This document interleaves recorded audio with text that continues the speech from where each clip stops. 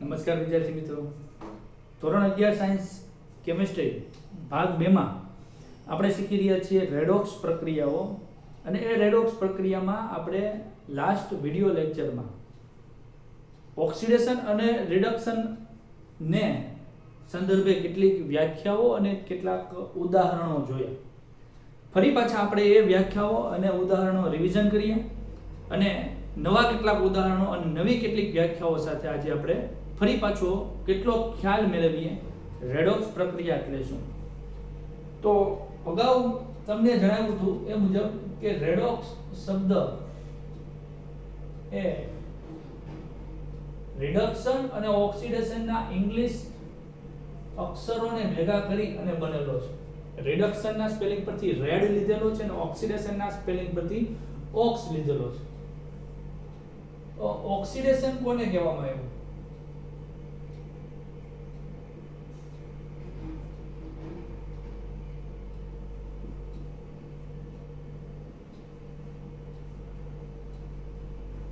આપણે એને કંઈક અલગ રીતે શોર્ટ રીતે લખીએ તો માનો કે ઓક્સિજન એવો શબ્દ લખો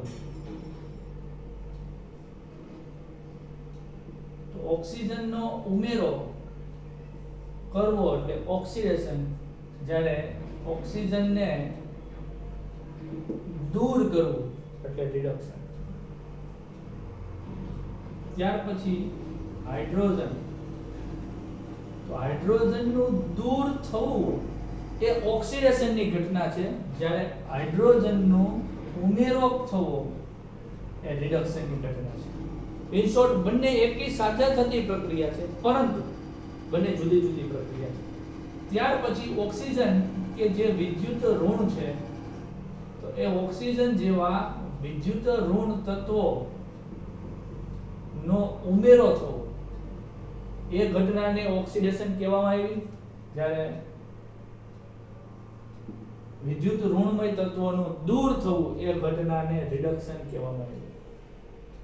એવી રીતે હાઇડ્રોજન કે જે H+ ધન ભારિત છે, તો એ વિદ્યુતની દ્રષ્ટિએ વિદ્યુત ધન તત્વો,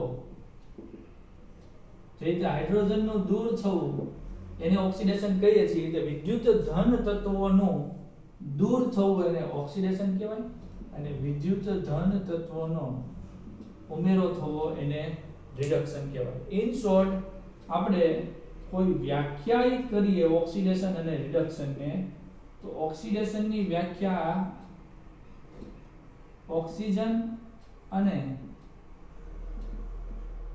વિદ્યુત ઋણ તત્વો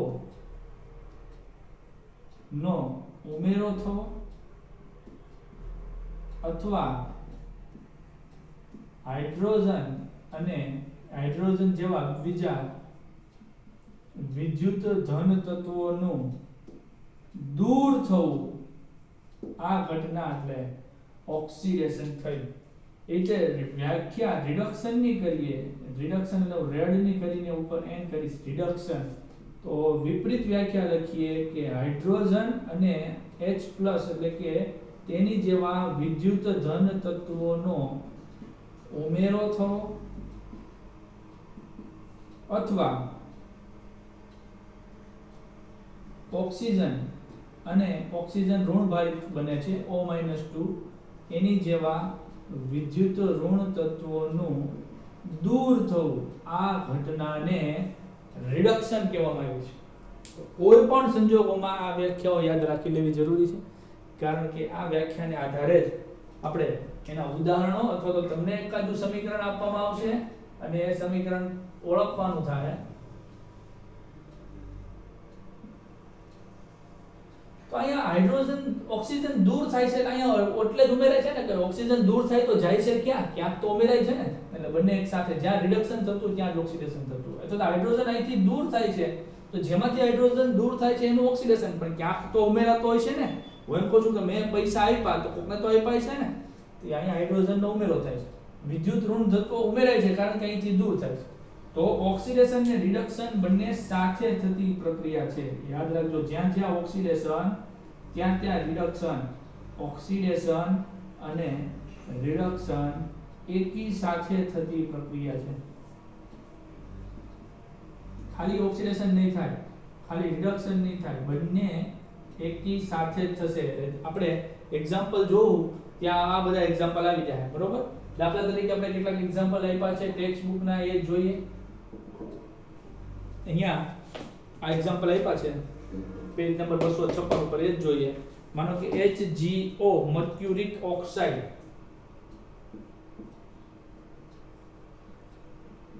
પ્લસ કઈ નથી, ખાલી ગરમ પીવું છે, HgO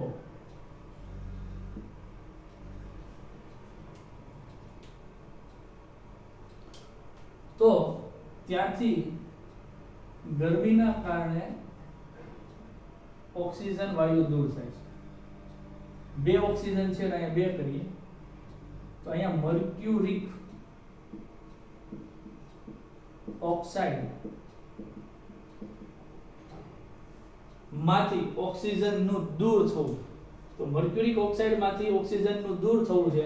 આથી આ ઘટનાને તમે ઓક્સિડેશન કહી શકો, કારણ કે અહીંથી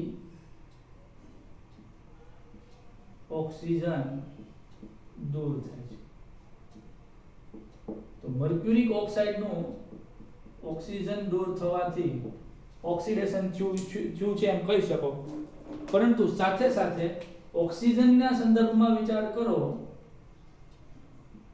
તો અહીંયા એની પાસેથી Hg+2 એટલે કે વિદ્યુત ધનમય તત્વ દૂર થયો છે. એટલે વિદ્યુત ધનમય તત્વનું દૂર થવું, વિદ્યુત ધનમય તત્વનું દૂર થવું, બરોબર છે. ઓક્સિજન માંથી Hg+2 વિદ્યુત ધનમય તત્વનું દૂર થવું.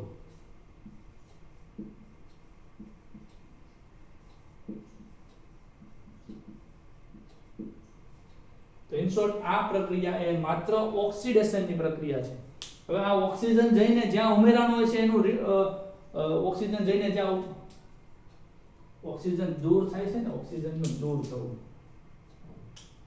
ના ઓક્સિડેશન નહીં, ઓક્સિજનનું દૂર થવું રિડક્શન.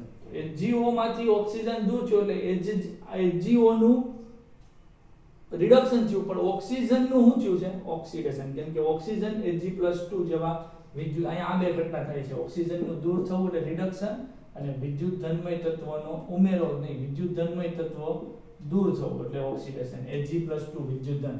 તો જોયું તમે, રિડક્શન ઓક્સિડેશન બંને સાથે થયું. બીજી પ્રક્રિયા એ છે FeCl3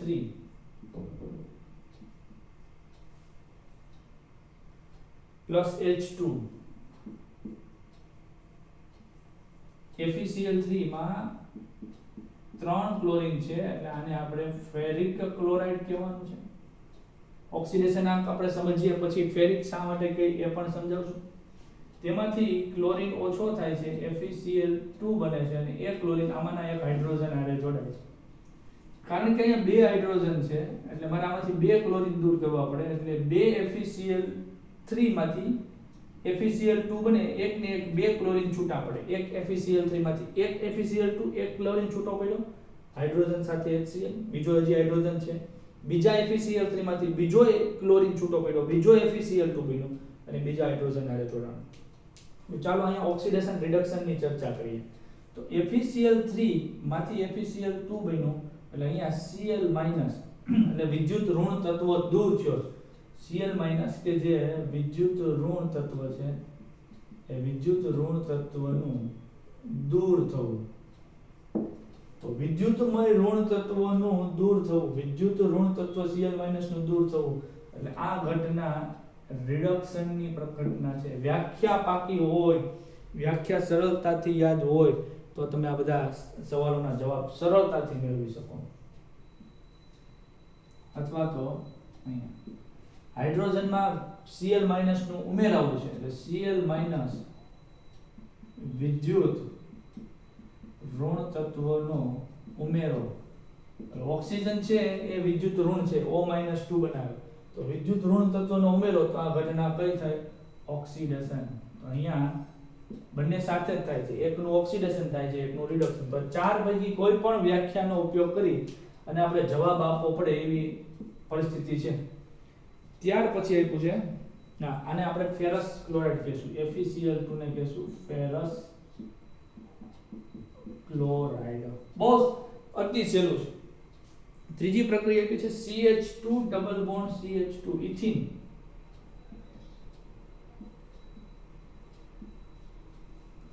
એમાં પ્લસ H2 પાઈ બંધ તોડ્યો છે, યોગશીલ પ્રક્રિયા થઈ છે એમ કહી શકાય. CH3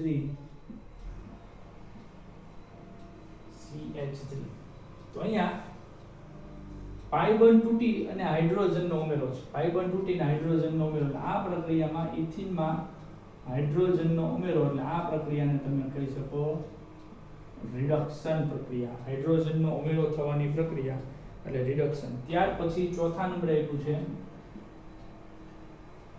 HgCl2, આનું નામ છે મર્ક્યુરિક ક્લોરાઇડ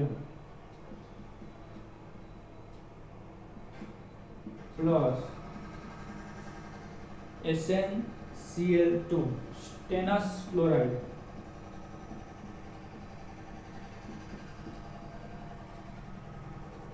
એમાંથી બને છે Hg2Cl2 પ્લસ SnCl4. બરોબર? તો આમાં ઓળખો હાલો. સમીકરણ પહેલા તો બેલેન્સ નથી, બેલેન્સ કરવું પડે. Hg અહીંયા 2 છે એટલે 2, ક્લોરીન 2 ને 2 4 ને 2 6, 4 ને 2 6 SN ચાલુ. સરસ. તો અહીંયા આપણે ઓળખીએ કે HgCl2 માંથી Hg2Cl2, ક્લોરીન તો યથાવત છે પણ Hg પ્લસ Hg નો ઉમેરો થાય છે. જે વિદ્યુત ધન છે, વીજભારની દ્રષ્ટિએ ધન છે એવા તત્વનો ઉમેરો, વિદ્યુત ધન તત્વનો ઉમેરો એટલે રિડક્શન. ફરીવાર જોઈ લેજો, વિદ્યુત ધન તત્વનો ઉમેરો રિડક્શન. હાઇડ્રોજન H+ હાઇડ્રોજનનો ઉમેરો, વિદ્યુત ધન તત્વનો ઉમેરો. અને SnCl4 માં તમે જો Cl- નો ઉમેરો છે. કેટલા? 2 Cl- કે જે વીજભારની દ્રષ્ટિએ ઋણ છે, વિદ્યુત ઋણ તત્વનો ઉમેરો. ઓક્સિજન છે એ પણ વિદ્યુત ઋણ છે. તમે કહી શકો અહીંયા કે મર્ક્યુરિક ક્લોરાઇડ નું રિડક્શન થઈ એમાંથી મર્ક્યુરસ ક્લોરાઇડ બને છે.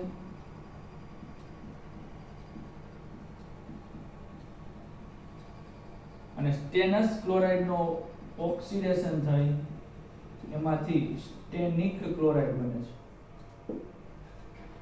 આ પ્રક્રિયામાં આપણે ઓક્સિડેશન, રિડક્શન, રેડોક્સ બંને પ્રક્રિયાઓની સમાવિષ્ટ પ્રક્રિયાઓ હોય એવું જોયું.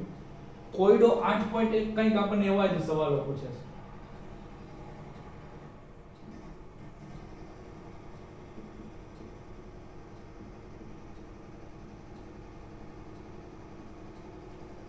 કોયડા 8.1 ઉપર નજર કરીએ તો એમાં પૂછાયેલા સવાલો કંઈક આ રીતના છે કે નીચે દર્શાવેલી પ્રક્રિયામાં તમે ઓળખી બતાવો કે કોનું ઓક્સિડેશન થાય છે અને કોનું રિડક્શન થાય છે.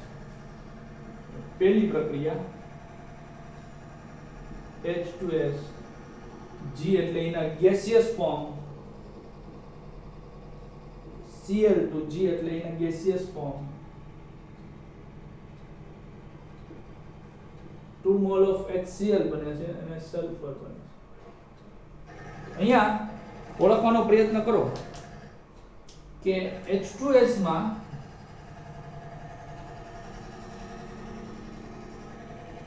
સલ્ફર બન્યો તો સલ્ફરે શું કર્યું? હાઇડ્રોજન નું દૂર થવું, ઉમેરાવું નથી, હાઇડ્રોજન નું દૂર થવું. તો આ ઘટનામાં હાઇડ્રોજન દૂર થાય એટલે આપણે એને ઓક્સિડેશન કહીશું. અને ક્લોરીનમાં એમ વિચાર કરો, ક્લોરીનમાં હાઇડ્રોજનનો ઉમેરો થવો, હાઇડ્રોજનનો ઉમેરો થવો એટલે રિડક્શન. એટલે એકનું ઓક્સિડેશન થાય, સલ્ફરનું ઓક્સિડેશન થયું એમ કહી શકાય, અને ક્લોરીનનું રિડક્શન થયું. એટલે ટોટલ સરવાળે થતી પ્રક્રિયા એટલે રેડોક્સ પ્રક્રિયા. બીજા નંબરની પ્રક્રિયા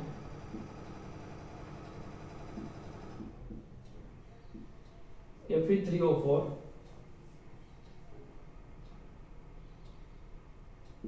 પ્લસ એલ્યુમિનિયમ. 8 એલ્યુમિનિયમ છે, 3. સમીકરણ સંતુલિત અત્યારે નથી કરવાનું, અત્યારે ખાલી ઓળખવાનું છે.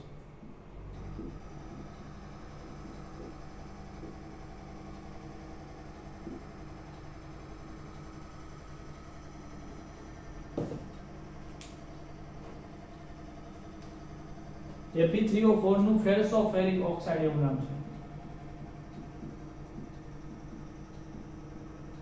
ફેરસોફેરિક એલ્યુમિનિયમ, આ આયર્ન અને અહીંયા એલ્યુમિનિયમ ઓક્સાઇડ Al2O3. આ પ્રક્રિયા તો બહુ સરળ છે, કોઈ પણ કહી શકે કે Fe3O4 ઓક્સિજન ગુમાવે અને Fe બનાવે છે. ઓક્સિજન ગુમાવે એ ઘટનાને રિડક્શન કહેવાય, અને એલ્યુમિનિયમ ઓક્સિજન મેળવી ઓક્સિડેશન પામે છે. આ તો કોઈ 5મા ધોરણના છોકરાને પણ કહેવામાં આવે તો એ પણ આને સોલ્વ કરીએ કે એ પ્રકારનો સવાલ છે. અને ત્રીજું,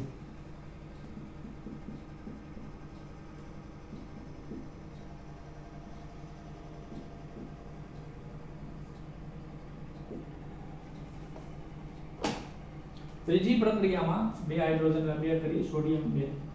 ત્રીજી પ્રક્રિયામાં સોડિયમ હાઇડ્રોજન મેળવે છે. હાઇડ્રોજન મેળવવાની ઘટના એટલે રિડક્શન, એટલે સોડિયમનું રિડક્શન થયું જ્યારે હાઇડ્રોજન Na+ જેવો વિદ્યુત ધન તત્વો મેળવે છે. તો વિદ્યુત ધન તત્વનો ઉમેરો એ પણ રિડક્શન. તો શું બંનેનું રિડક્શન થયું? બંને રિડક્શનની ઘટના છે. હાઇડ્રોજન મેળવે, હાઇડ્રોજન પણ સોડિયમ વિદ્યુત ધન. તો શું આખી પ્રક્રિયા રિડક્શન છે? તો અહીંયા આ ચર્ચાનો વિષય બને કે માત્ર આ વ્યાખ્યાઓ પૂરતી નથી. ત્રીજા નંબરનું જે સમીકરણ છે ને એમાં બંને પ્રક્રિયા રિડક્શન કદાપી હોઈ શકે નહીં.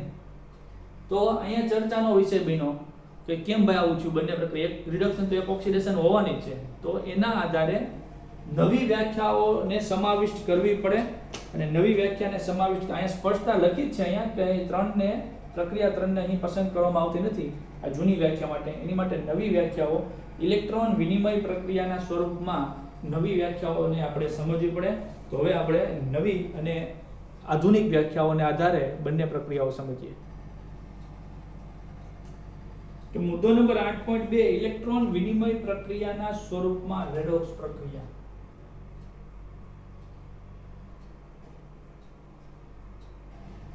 ઇલેક્ટ્રોન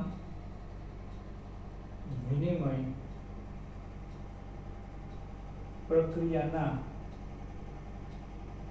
સ્વરૂપમાં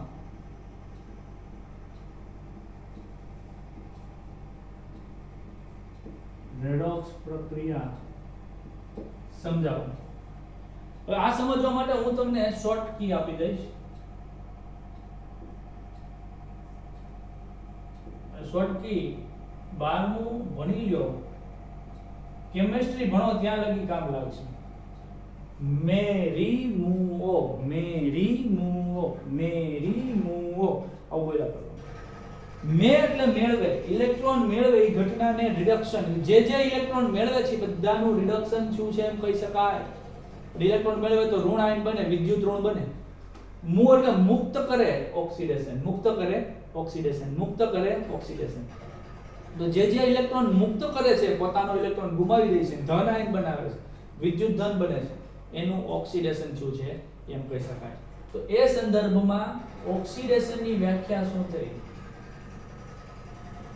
ઓક્સિડેશનની વ્યાખ્યા છે કે જે તત્વો ઇલેક્ટ્રોન ગુમાવી અથવા મુક્ત કરી ધન આયન બનાવે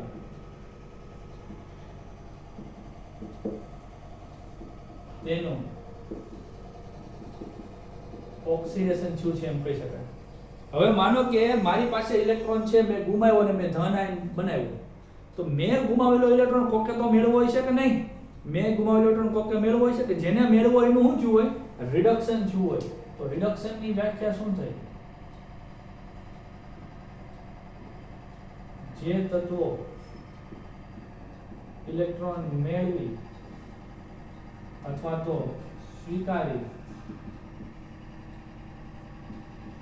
ઋણાયન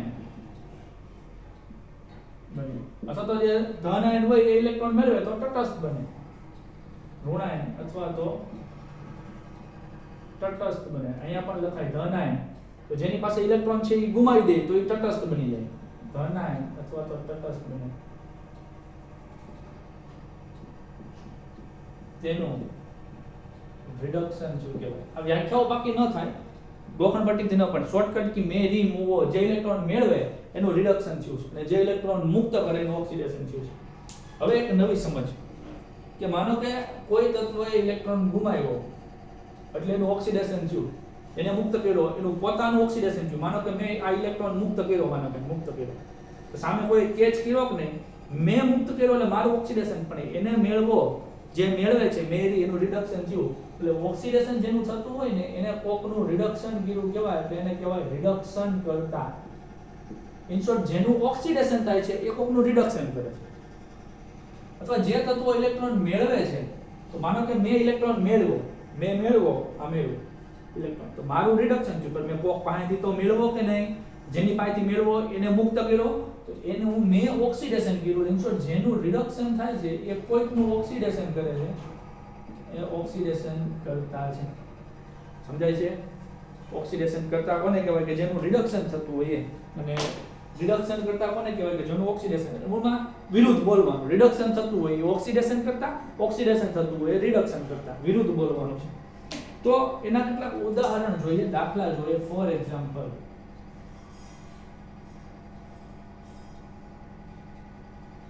પહેલી એક પ્રક્રિયા છે સોડિયમની ક્લોરીન સાથેની પ્રક્રિયા, NaCl બનવાની પ્રક્રિયા. પણ એની માટે તો તમે જરાક થોડી ઇલેક્ટ્રોન રચનાઓનો થોડોક અભ્યાસ જરૂરી બને છે.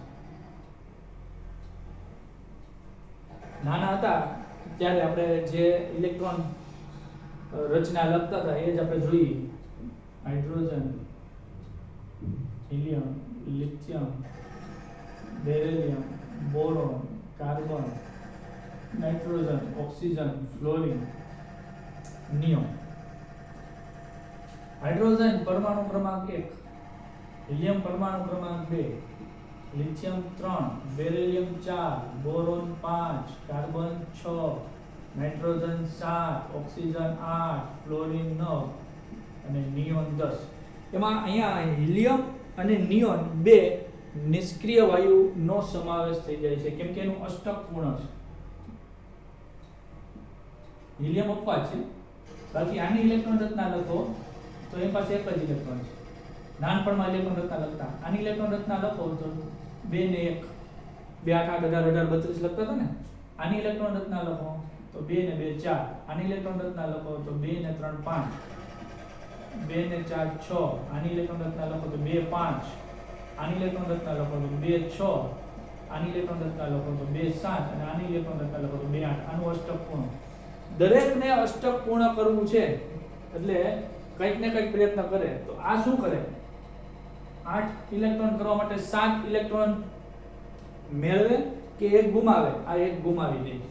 આ એક ઇલેક્ટ્રોન ગુમાવે એટલે Li પ્લસ બને, તો એ વિદ્યુત ધન. એક ઇલેક્ટ્રોન ગુમાવે એટલે 2 ઇલેક્ટ્રોન થઈ ગયા હિલિયમ જેવા. આ શું કરે? 2 ને 6 ઇલેક્ટ્રોન મેળવવા કે 2 ઇલેક્ટ્રોન ગુમાવવા? 6 ઇલેક્ટ્રોન મેળવે તો આવું થઈ જાય 2 6, પણ મુશ્કેલ છે એટલે આ શું કરે? 2 ઇલેક્ટ્રોન ગુમાવે. 2 ગુમાવે એટલે એની માટે +2 ચાર્જ. બોરોન શું કરે? 3 ઇલેક્ટ્રોન છે એટલે 5 મેળવે તો 8 ને 5 સોરી 5 ને 3 8 થાય, તો 5 મુશ્કેલ છે, તો બોરોન 3 ઇલેક્ટ્રોન ગુમાવે. મુશ્કેલ છે પણ ગુમાવે, B+3 મળે. કાર્બન નું તો 4 ઇલેક્ટ્રોન મેળવવું કે 4 ઇલેક્ટ્રોન ગુમાવવું મુશ્કેલ છે, એટલે કાર્બન આવા સંજોગોમાં 4 ઇલેક્ટ્રોન મેળવે પણ નહીં, 4 ઇલેક્ટ્રોન ગુમાવે પણ નહીં. કાર્બન બનાવે સહસંયોજક બંધ. નાઇટ્રોજન ની સંયોજકતા કક્ષામાં 5 ઇલેક્ટ્રોન છે. સંયોજકતા એટલે કે બહારની કક્ષામાં રહેલા ઇલેક્ટ્રોન સંયોજવા માટે. તો 5 ને 3 ઇલેક્ટ્રોન મેળવી લે તો 8 ઇલેક્ટ્રોન થઈ જાય. તો આવા સંજોગોમાં એ 3 ઇલેક્ટ્રોન મેળવે. 3 ઇલેક્ટ્રોન મેળવે એટલે 3 ઇલેક્ટ્રોન વધારાને આવે એટલે -4 બેનો n-3, તો એ વિદ્યુત ઋણ છે. આ વિદ્યુત ધન છે, ઇલેક્ટ્રોન ગુમાવે. ઓક્સિજન શું કરે? 6 ઇલેક્ટ્રોન છે તો 6 ને 2 ઇલેક્ટ્રોન મેળવી લે, કેમ કે 6 ઇલેક્ટ્રોન ગુમાવે તો 2 ઇલેક્ટ્રોન વધે હિલિયમ જેવું, પણ એ મુશ્કેલ છે. 6 ઇલેક્ટ્રોન થોડું કોઈ ગુમાવે, 2 ઇલેક્ટ્રોન મેળવી લેવાય. 2 ઇલેક્ટ્રોન મેળવે એટલે O-2 બને, તો એ વિદ્યુત ઋણ છે. વિદ્યુતની દ્રષ્ટિએ ઋણ ઇલેક્ટ્રોન મેળવે. ફ્લોરિનમાં તો બહુ સિમ્પલ છે, એક ઇલેક્ટ્રોન મેળવી લેવું અને આનું તો પૂરું થઈ ગયું. તો અહીંયા આ બધા ઇલેક્ટ્રોન મુક્ત કરે છે, મૂવો એટલે ઓક્સિડેશન પામ્યા કહેવાય. આ બધાનું શું થયું કહેવાય કે આ બધા ઓક્સિડેશન પામવાની વૃત્તિ છે અને એને ઇલેક્ટ્રોન ગુમાવે આની સાથે જોડાય એટલે એનું રિડક્શન થાય. તો ઓક્સિડેશન થયું એને શું કહેવાય આપણે રિડક્શન કરતા. જ્યારે બાકીના તત્વો છે ઇલેક્ટ્રોન મેળવે છે, આ બધા ઇલેક્ટ્રોન મેળવી તો આ બધા એનું રિડક્શન થયું કહેવાય ઇલેક્ટ્રોન મેળવે એટલે એને આપણે કહીશું ઓક્સિડેશન કરતા. બરોબર. ત્યાર પછીના તત્વો જોઈએ sodium, magnesium, aluminium, silicon, phosphorus, sulphur.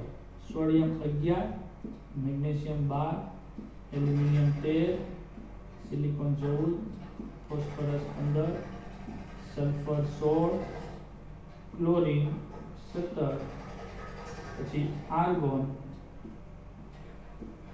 18, potassium 19, calcium 20. એટલું શીખી લઈએ. તો સોડિયમની ઇલેક્ટ્રોન રચના લખો. 2 8 ભરાઈ ગયા લે 8 ને 10 ને 11. મેગ્નેશિયમ ઇલેક્ટ્રોન રચના લખો 2 8 2. એલ્યુમિનિયમ ઇલેક્ટ્રોન રચના લખો 2 8 3. 2 ને 8 3, 2 ને 8 10 ને 3 13. સિલિકોન ની ઇલેક્ટ્રોન રચના લખો 2 8 4. ફોસ્ફરસ ની લખો 2 8 5. સલ્ફર ની લખો 2 8 6. 8 ને 10 ને 6 16 થઈ ગયા. ક્લોરીન ની લખો 2 8 7. આર્ગોન ની લખો 2 8 8. ચાલો અષ્ટક પૂર્ણ. એટલે આર્ગોન નિષ્ક્રિય વાયુ છે, અષ્ટક પૂર્ણ થઈ ગયો. હિલિયમ, નિયોન અને આર્ગોન આપણી સામે આવ્યું. તો વિચાર કરો, સોડિયમ એક સંયોજકતા ઇલેક્ટ્રોન 7 ઇલેક્ટ્રોન મેળવે તો અષ્ટક થાય, 2 8 8 થાય. પણ 7 કોણ આપે? તો આ એક ગુમાવે એટલે એને પ્લસ મળે. મેગ્નેશિયમ સંયોજકતા ઇલેક્ટ્રોન 2 6 મેળવે તો 2 8 8 થઈ જાય, 2 ને 6 8. પણ આ 6 કોણ આપે? કોઈ આપે નહીં, એટલે આ 2 ઇલેક્ટ્રોન ગુમાવી દે એટલે Mg+2. જો આયન નો વીજભાર સમજવો જરૂરી છે. પછી 2 ઇલેક્ટ્રોન ગુમાવે મેગ્નેશિયમ, આ વસ્તુ યાદ રાખવી જરૂરી છે. એલ્યુમિનિયમ 3 ઇલેક્ટ્રોન ગુમાવે કે પછી 5 ઇલેક્ટ્રોન મેળવે તો 3 + 5 8 થઈ જાય. તો 3 ગુમાવી દે તો 8 વધે, અથવા 5 મેળવી લે તો પણ 8 થઈ જાય, 2 8 8. તો 3 ગુમાવીને 2 8 બને તો એલ્યુમિનિયમ +3 ચાર્જ બનાવે, Al+3. સિલિકોનમાં 4 ઇલેક્ટ્રોન મેળવવા 4 ઇલેક્ટ્રોન ગુમાવવા મુશ્કેલ છે. એટલે સિલિકોન જો 4 ઇલેક્ટ્રોન ગુમાવી દે તો Si+4 બને, એ પણ મુશ્કેલ છે. 4 ઇલેક્ટ્રોન મેળવવા તો Si-4. તો ડિપેન્ડ્સ કરે છે. બને ત્યાં લગી એ કાર્બનની જેમ જ સહસંયોજક બંધ જ બનાવે છે. ફોસ્ફરસની સંયોજકતા કક્ષામાં 5 ઇલેક્ટ્રોન છે.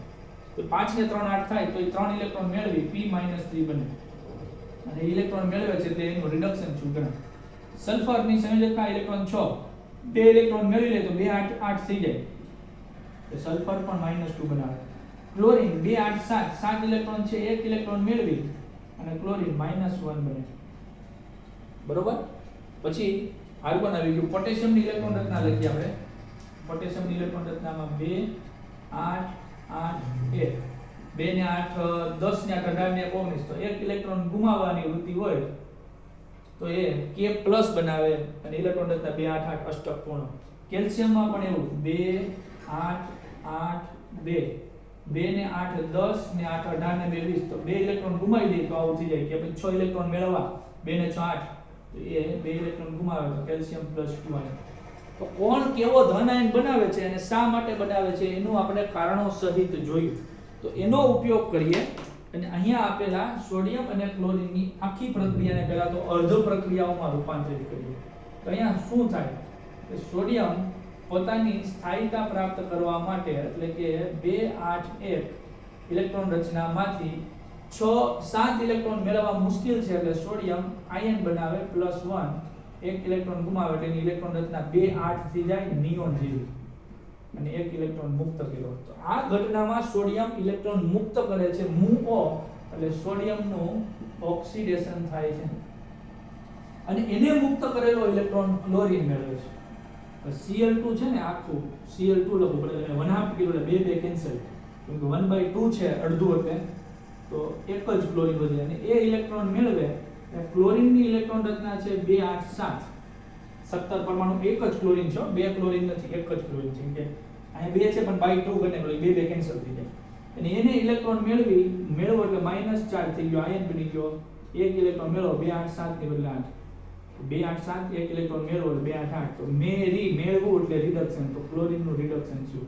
તો આમ તમે કહી શકો કે સોડિયમ અહીંયા આ બે ક્લોરીન છે એટલે બે કરું તો બે સોડિયમ છે, તો અહીંયા સોડિયમ એક ઇલેક્ટ્રોન ગુમાવે, બે સોડિયમ બે ઇલેક્ટ્રોન ગુમાવે એટલે સોડિયમ બે ઇલેક્ટ્રોન ગુમાવે છે અને એને પ્લસ બનાવે છે અને એક ક્લોરીન એક ઇલેક્ટ્રોન મેળવે, બે ક્લોરીન બે ઇલેક્ટ્રોન મેળવે તો અહીંયા ક્લોરીન ઉપર જવો જોઈએ તો હા ક્લોરીન થી ક્લોરીન, તો અહીંયા બે ક્લોરીન એક એમ બે ઇલેક્ટ્રોન મેળવે છે તો એ સોડિયમ ઇલેક્ટ્રોન ગુમાવે છે એટલે એનું ઓક્સિડેશન થયું ગણાય, ક્લોરીન ઇલેક્ટ્રોન મેળવે છે એટલે મેરી એનું રિડક્શન થયું ગણાય. સેમ ટુ સેમ બીજી પ્રક્રિયા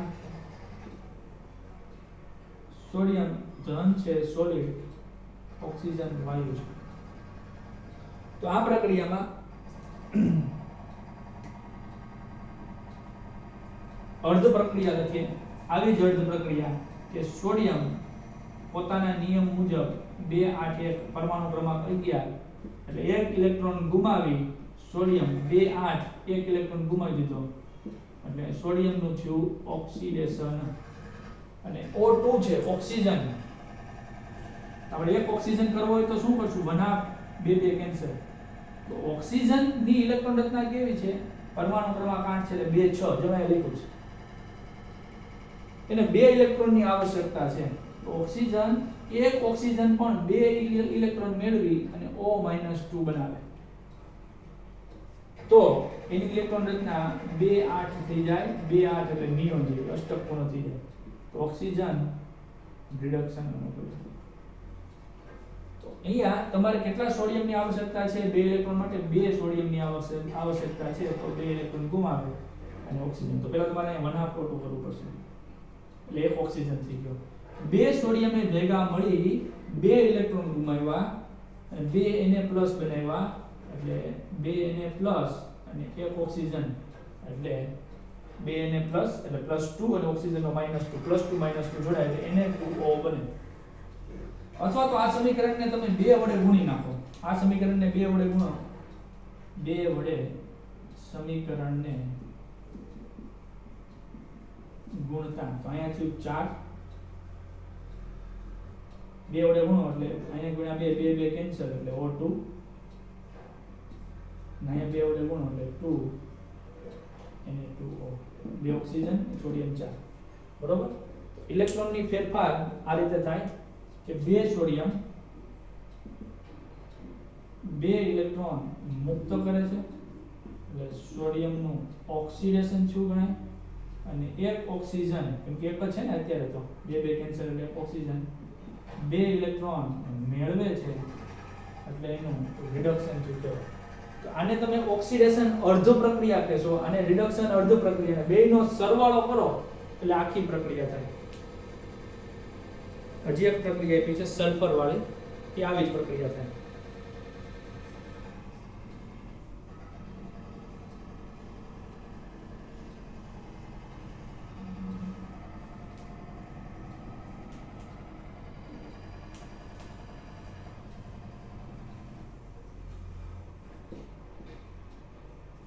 સોડિયમ પ્લસ સલ્ફર ની પ્રક્રિયા તો આપણે અર્ધ પ્રક્રિયા લખીએ કે સોડિયમ 2 8 1 આ એક ઇલેક્ટ્રોન ગુમાવી દે તો એની ઇલેક્ટ્રોન રચના અષ્ટક પૂર્ણ થઈ જાય 2 8 એક ઇલેક્ટ્રોન મુક્ત કર્યા મૂવ ઓફ ઓક્સિડેશન અને સલ્ફર પરમાણુ ક્રમાંક 16 એટલે 2 8 6 2 ને 8 10 ને 6 16 તો 6 ઇલેક્ટ્રોન ગુમાવે તો આવું થાય પણ એવું ન કરે, બે ઇલેક્ટ્રોન મેળવી લે એટલે સલ્ફર જો બે ઇલેક્ટ્રોન મેળવી લે S-2 બને તો બે ઇલેક્ટ્રોન મેળવવાથી 6 + 2 એટલે 8 2 8 8 સલ્ફર બે ઇલેક્ટ્રોન મેળવી 2 8 8 એટલે આવી આર્ગોન જેવી ઇલેક્ટ્રોન રચના અષ્ટક પૂર્ણ થઈ ગયું, રિડક્શન થયું.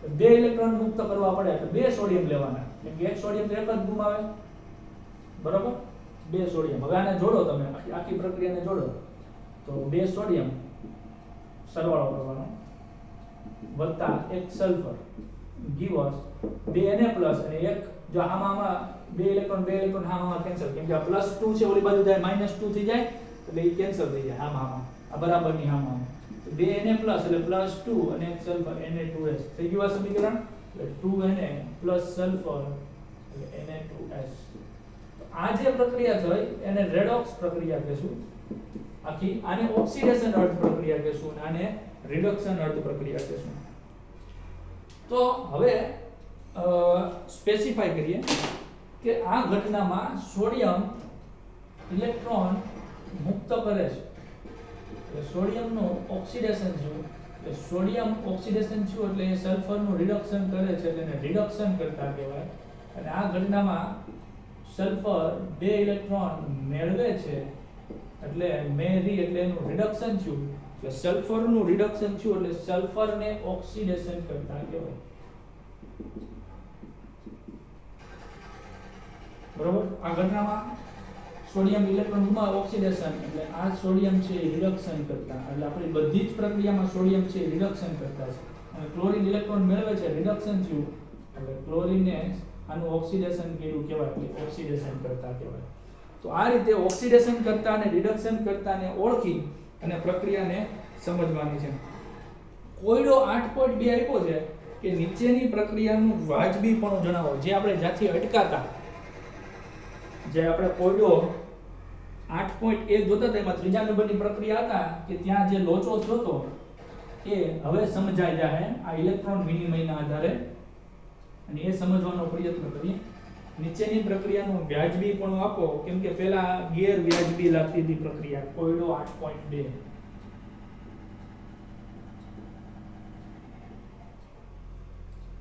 પ્રક્રિયા આવી છે સોડિયમ પ્લસ H2